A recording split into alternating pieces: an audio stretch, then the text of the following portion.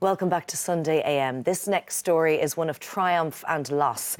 Having been diagnosed with motor neuron disease in 2008, filmmaker Simon Fitzmaurice went on to write and direct the movie My Name is Emily, which premieres tonight on TV3. Having sadly lost his battle with the illness last October, his legacy lives on. Joining us on the sofa is his wife, author Ruth Fitzmaurice. But before we come to Ruth, we're going to have a quick look at a clip from the movie. Let's have a look. The other day you said you wanted to help me. Yeah, of course. What is it? I'm leaving. Leaving? Now. My father's in a psychiatric institution and my mother died on my birthday. That's why I was weird with you the other day at my house. I'm being honest with you now because you're the only person I know in the city and I trust you, and I don't know why. My father writes me a letter once a month and on my birthday, and no letters came, and I'm worried. So I'm going north to break him out of the nut house that they've put him in. But I can't do it alone. I need your help. You should know that if you do want to help, then we have to go now. Because if I'm not there for breakfast in the morning, my foster parents call social services. They have no choice. And, well, I need to get a head start. So that's the deal. We go now. Will you help me?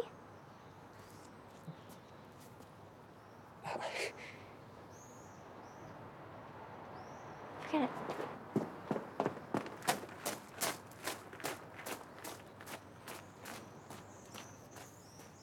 Wow. And off they go. Great Good morning, clip. Ruth. Great to have you Ruth, with us. thank you for Hi, coming guys. in. I was saying to you before we came on air, with tonight, with the movie being on and the documentary after it must be, like even sitting watching that, Ruth, it must be heartbreaking, heartwarming, pride, devastating. Your brain must have a minefield of emotions when you're watching it. That's a good sum up, yeah. I mean, I'm just sad he's not here. Simon's not here to have that moment, because it's a really big deal to have your film alone on TV. Is always that moment when people who wouldn't have gone to the cinema will all sit down and watch it, and your family kind of take that. I'm sure you know, Simon, when your things are on and family and friends all take that time to... And you share that with them. And you know, that's, and you're really proud, you know. Absolutely, and that's one of the greatest things about doing it, is that, you know, you all sit around as a family unit and watch it. Tell us about the movie first, before we talk about Simon's story. Tell us about the movie itself. Well, the plot of the movie, it's very much wrapped up in what Simon was going through at the time. Like he started writing the script back in 2008 when he was a short filmmaker, and started writing it with his hands, and ended up, by the time it was written, he was using his eyes to write it, because he couldn't move anymore. So, like, the entire narrative is sort of woven with all of his feelings and everything that he was going through at the time. I mean, I can really see it through all his philosophies, and even though outwardly the story doesn't seem anything to do with MND at all. But it runs very closely. Yeah. But I mean, that's what's cool about the fact that you're showing the film and then the documentary straight after, because I think when the movie came out, people sort of said, oh wow, you know, this film, this guy made it, he's got MND. But like the documentary, you physically see, I mean, you know what it's like to be on a film set, how physically demanding it is to make a film, and then to have I'm really glad people get to see what the achievement of what he actually did. And the making a film. documentary, was filmed concurrently with the movie back in 2014. Is that right? Yeah, so they're both at the same time. Exactly. It was a real kind of positive story for the Irish film industry. You know, it's a small industry, and everybody really got behind Simon to fundraise to allow him to do this. It was great, you know, great feeling behind the whole thing. And after all the fundraising and stuff, they kind of knew something special was happening. So the producers decided that alongside, while they were shooting the film for the 6-week shoot, they would record it as a documentary as well, that this really unusual thing was happening. This man who could only move his eyes and communicated through a computer was like directing a film. And That's an incredible story on its own, because I mean, and I remember the fundraising happening at the time, and I remember then when the movie went into production, like, you know, it was a low budget movie, so your schedule was tight, so it meant that the schedule was demanding.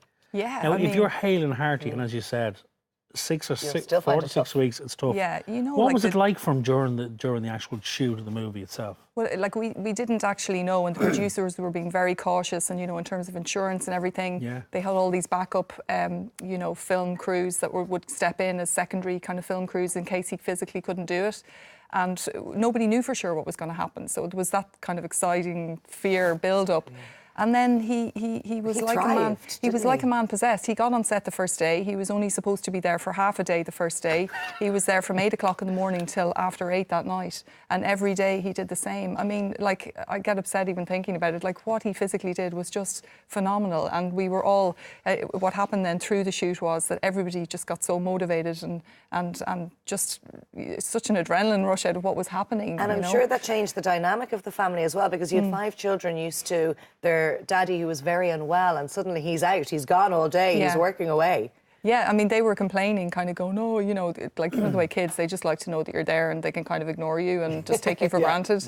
And suddenly he left the house. He went from the man in the bed in the room to going up and out to work every day, and they were complaining like, we miss him. And I said, I'm just really glad that you get to have this complaint, because I didn't. But you were keeping everything going behind the scenes, as well as, by the way, congratulations, writing your own best-selling book, which we'll get to as well. But how did you? People say it all the time. How did you balance it all? How did you juggle it all? But for you, it was incredibly difficult with 5 small children. Well, I think we were all getting a kick out of what Simon was doing. I mean, you know, that creative fire and energy is what was keeping him going, and I would have that as well. And just to watch him get that meaning back in his life, and to, you know, to get what that's what he always wanted to do, is make a film, and he was finally getting to do it. So we all just, as I say, it was almost like a wave of love. I'm such a hippie, but it just became this great energy, and we were saying goodbye to him. He was heading off to the film set every day, and you know, the house was a circus with nurses and everything, so we actually had a bit of quiet for a few hours with, you know, with the 5 and the animals and all the rest. How was it then when you're just back from Boston at Film Festival, but when you go to screen, I went to say the first screening of the movie without Simon? I mean, was it pride? Was that the overwhelming thing? Not this time. The documentary that I was just at, I was a little nervous about that because I hadn't actually sat through it. Right.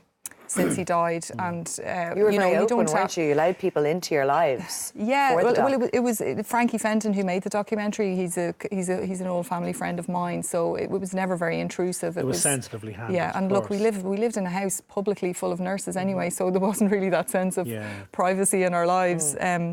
But the Boston one was tough because I would have had the option. I didn't have to sit in the audience, but I think like you can do that celeb thing of swanning in at the end and doing the Q&A, and you kind of miss. I kind of feel like you don't get a sense of the audience or what they laughed at or the energy of the room. And if you sit through it with them, I think it's kind of nicer. So yeah, there were a few tears and it was intense, and also you get a lot of people who have ALS, they call it in America. So a lot of very intense, sad stories, and people want to connect with you and engage with you afterwards. And well, they want to share their stories and their experiences with you. And the one comforting thing from that, I suppose, is that you realise that you're not alone in it. You know, people have gone through this before and have survived in terms of a family unit. It's cool in that way, because you're very much with that kind of illness in your life. You're very much in a bubble, and you know, I always think you do become quite selfish because you just have your own. Your experience is very limited. You just don't have time for anything else because life is so intense, and to connect with all these other people is always, it's really emotional, but it's very real. It's intense. But Simon's death only happened a few short months ago. It's also raw for you all still. We must mention your 5 wonderful children here. I think 2 are outside munching 2 on are cupcakes. stuffing their face with cupcakes out there. Well, they're sharing one cupcake, but we will give them another one, we promise. For them. Will you watch it together as a family tonight, or is it just not time yet? I will probably watch it with my folks. I don't know. I'm delighted that the documentary exists for the kids because it's like it's a full sum up of their lives and old footage of, you know, when they were little with Simon and everything. I think it's just a little bit too soon for them, but I'm glad it's there for whenever they want to access it. But maybe not tonight. Has writing been therapeutic for you? I mean, I found My Tribe was such a huge success. It's being published in the US now, which is incredible. Yeah, oh God, yeah, it's totally therapeutic in a completely selfish way. Like the version that just came out in America, which will be coming out here in June in the paperback, has 2 extra chapters which they asked me to write, and I didn't know if I could do it, but it's about after Simon dying and the 10 weeks prior to that he was very, very sick, and so it's very raw stuff, but it selfishly completely helped me to get through it. And I kind of have to be. Would say, wouldn't they? Yeah, and I kind of feel I have to be okay because I've got these 5 little dudes that are. Going. So I got to be, you know, coasting. All right. Well, it's an incredible story, Ruth. Thank you sincerely for coming in and sharing it with us this morning. And you know, if people do get a chance to watch the movie tonight, do. but watch the documentary after it. Yeah. Because we get a glimpse into what you went through as a family. Yeah, exactly. Exactly. Thank you yeah. for coming in. Really Thank you appreciate so it. much, Thank you. Ruth.